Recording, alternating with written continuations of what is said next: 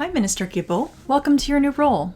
We were so happy to hear your recent statements at COP26, where you spoke so clearly about protecting the rights of Indigenous people.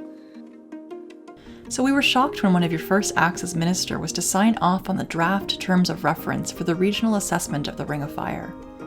Supporting these terms of reference goes against everything you say you believe in.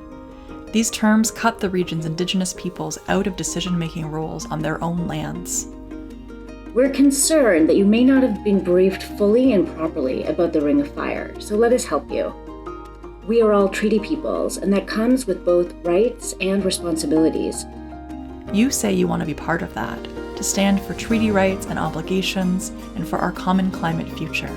And the first step is to listen.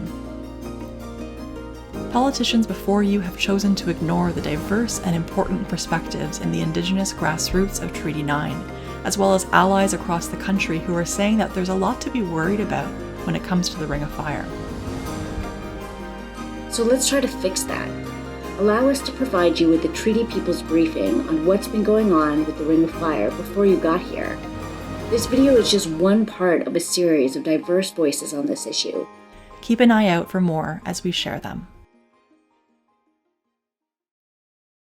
You've probably heard that the so-called Ring of Fire is essential to our recovery from the COVID-19 pandemic.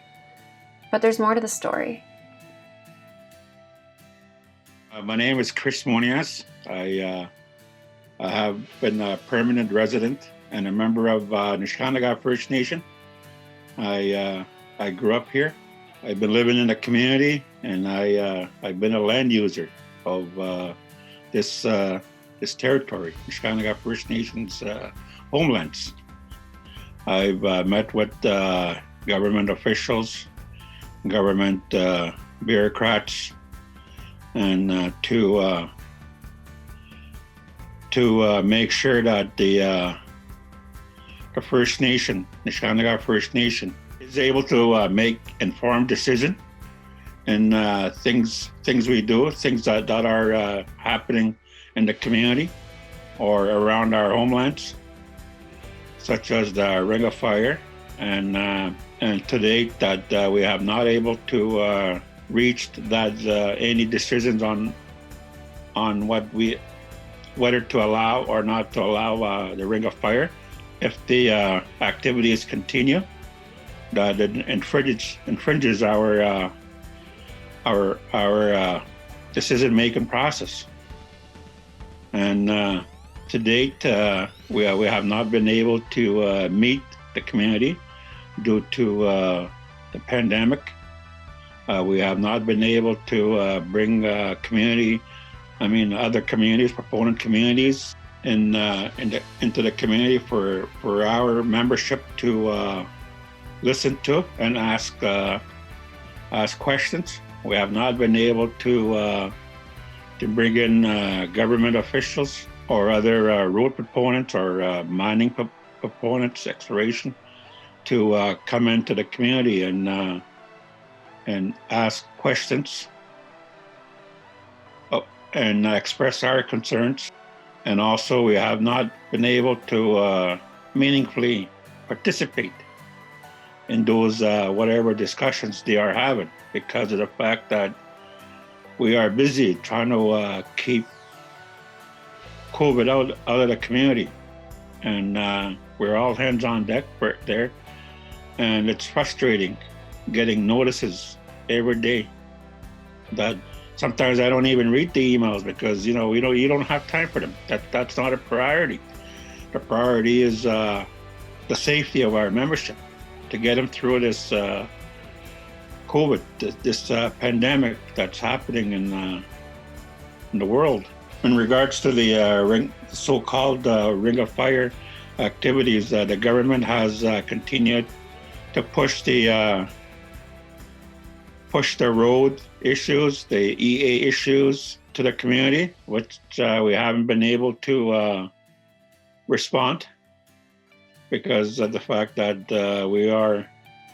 we are busy with multiple crises.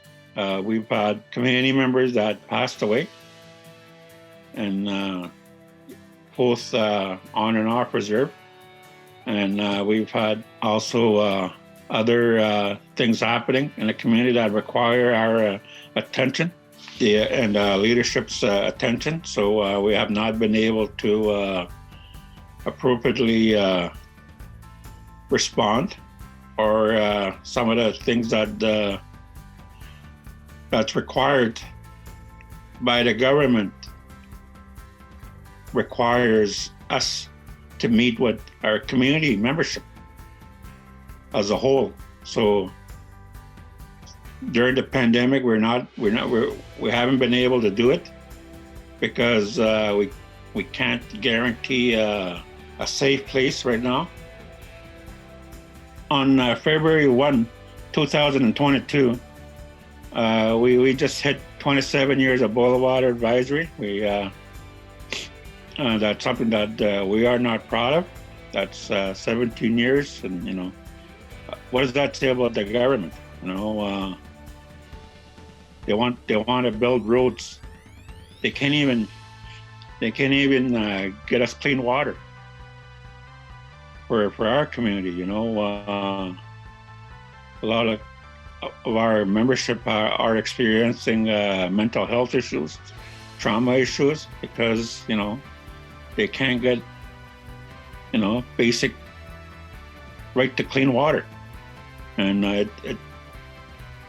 it frustrates me. It breaks my heart for me to always have to bring this up. It's almost every day I put it out there, out in social media, that just to remind people that it is frustrating, and for them to continue to push this so-called Ring of Fire, it's overwhelming. Most of us are already burnt out, and it is scary.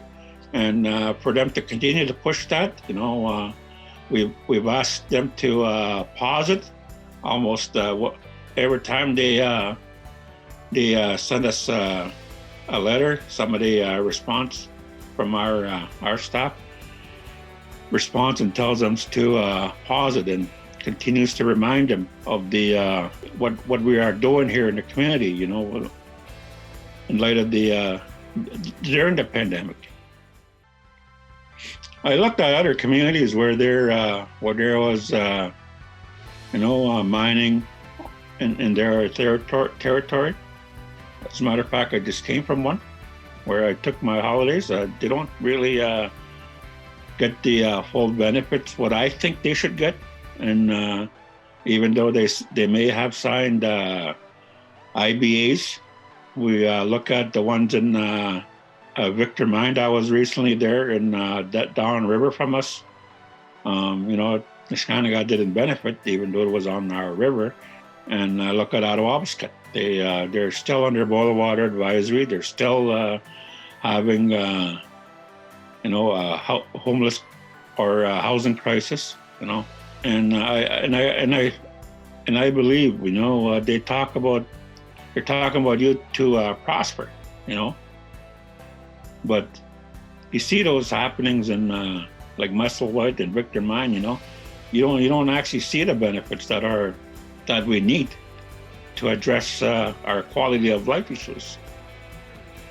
I mean, they're still happening. I just came from one of them. There's 3 families living in that household that I just came from. How come they're not getting more houses how come they're not benefiting that way? I mean, if they're going to allow things like mining and exploration happen in their territories, their homelands, There are so many things to consider in making a huge decision like this. Let's start fresh in a better way. Please act now to stop the current regional assessment and instead allow Indigenous peoples to lead a process to determine the future of their homelands.